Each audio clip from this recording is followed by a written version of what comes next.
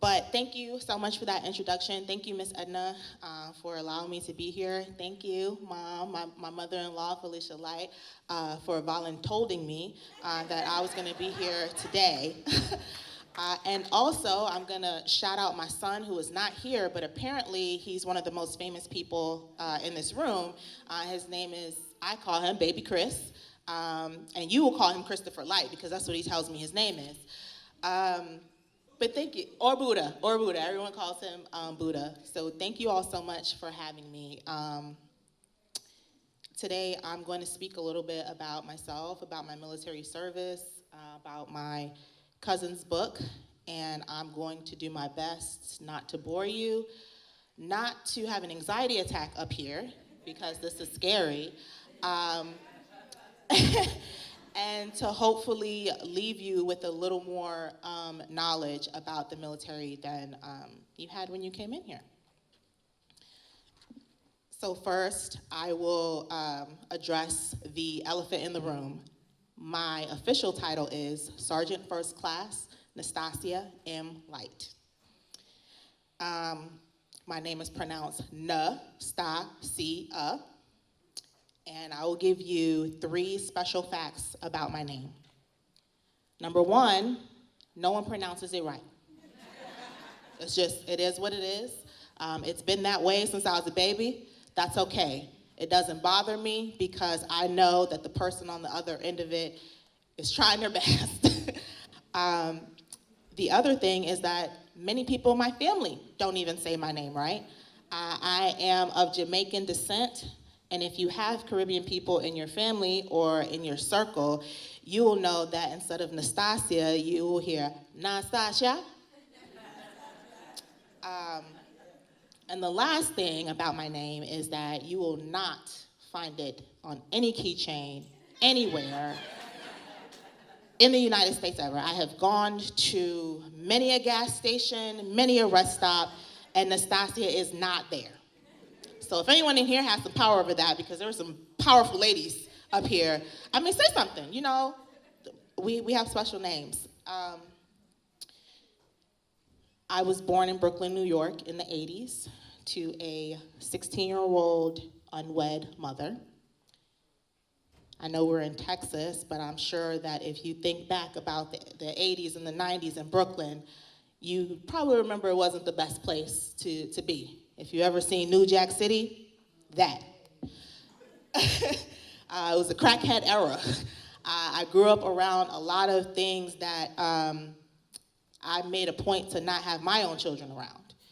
But it helped make me. It helped me become the person I am today. And the other thing that helped make me was this unique and special name that I have. When you're Black and you have a unique name, you either go by a nickname, a shorter version, mine is Nana, if anyone wanted to know, or you can lean into it. And you can become like Dr. Marijuana Pepsi Van Dyke. Marijuana Pepsi Van Dyke, PhD. Dr. Van Dyke shone a light on people like myself with unique names in her dissertation titled Black Names in White Classrooms, Teachers, Behaviors, and Student Perceptions. And without going into too many details, the study concluded that people with distinctly Black names were subject to disrespect, stereotypes, and low academic and behavioral expectations at a much higher rate than their white counterparts. I can say that I was not a part of the study, but I know that all those things to be true. People would see me, hear my name, see my hair, and automatically make assumptions about me. And good Lord, when I spoke, it was even worse, because why am I a Black girl that sounds white? But I don't sound white. I sound like a person that's speaking. But as a child, I didn't know how to stand up for myself and say those things. So here I am with you today, a uniquely named Black girl who decided to join the Army. I do not know what I was thinking. My family was not happy. My mother, as wonderful as she is, decided that the best way to get me to not join the Army would be to go down to the recruiting station that recruited me. Hope I didn't get in trouble for saying this. And put her bare cheeks on the window of the recruiting station and said, "You will not be sending my daughter to fight in nobody's war. You can kiss my black." Now, at that point, I was like, well, I guess I'm not in the Army anymore. That's it. I don't think that you can continue once somebody put their cheeks up on the window. But some way, somehow, the recruiter was able to convince my mother that this was a good thing for me. And I'm so glad that he did.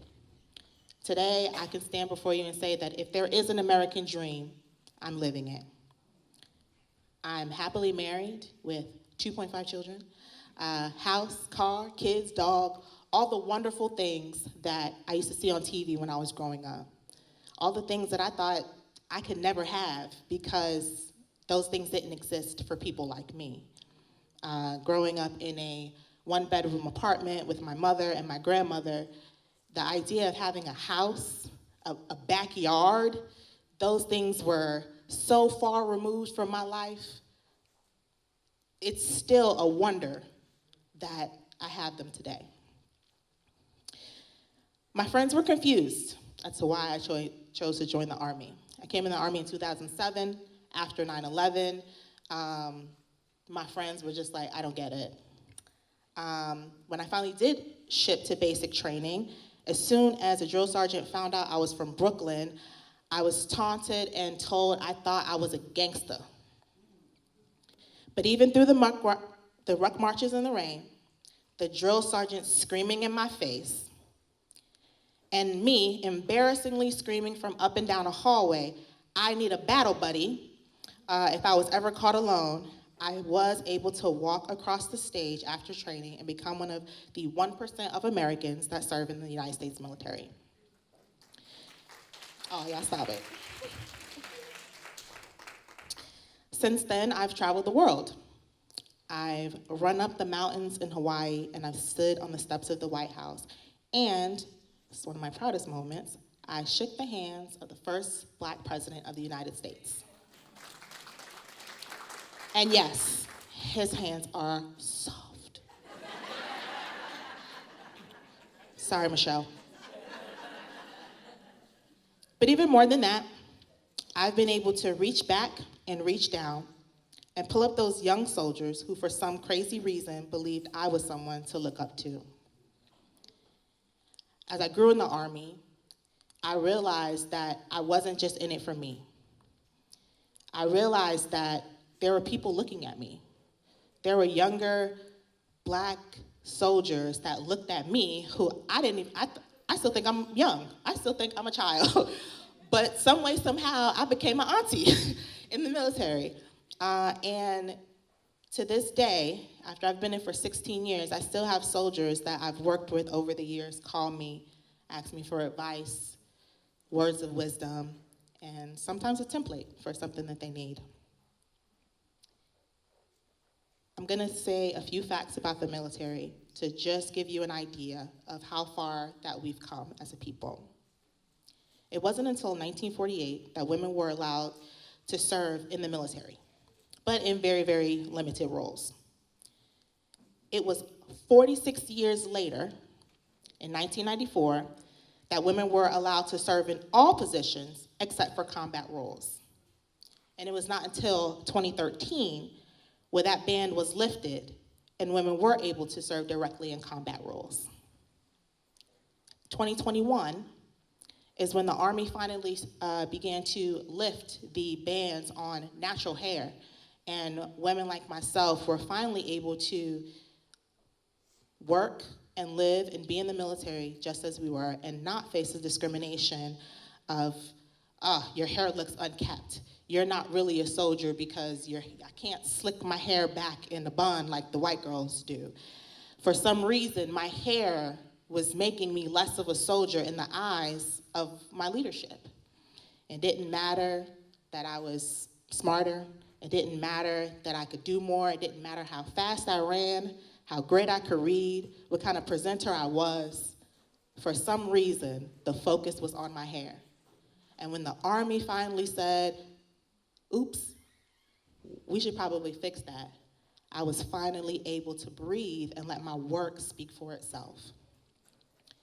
It's not gonna happen overnight. This was only 2021, y'all. It's a couple seconds ago. But it's happening. The new generation of soldiers that are coming in today don't have to deal with that discrimination because of soldiers like myself, the lieutenants, the other sergeants that I've worked with, to break down those walls, open those barriers, and to have them just live and serve to their fullest potential, to show their bravery, to show their strength, to show their intelligence. Your hair, your name, and not even where you're from defines who you are. You can be anything that you want to be. I will end on this note. The real reason I'm here is because my cousin wrote a book called Natasia's March, and she honored me by telling my story in a children's book. She wanted to tell my story to show to other little girls out there that you can be brave. You don't have to be a man. You don't have to be a boy. You can do anything with big old hair like this, looking like how I look. I'm limping. You can do it. Nothing can stop you. So if you all have a moment when, after you eat and everything, I would love if you could stop by, take a look at the book, and if you find it in your heart, take a look at some of the other books that she's written as well. Her goal is to write children's books that are diverse and inclusionary for all kids. Thank you so much again for having me.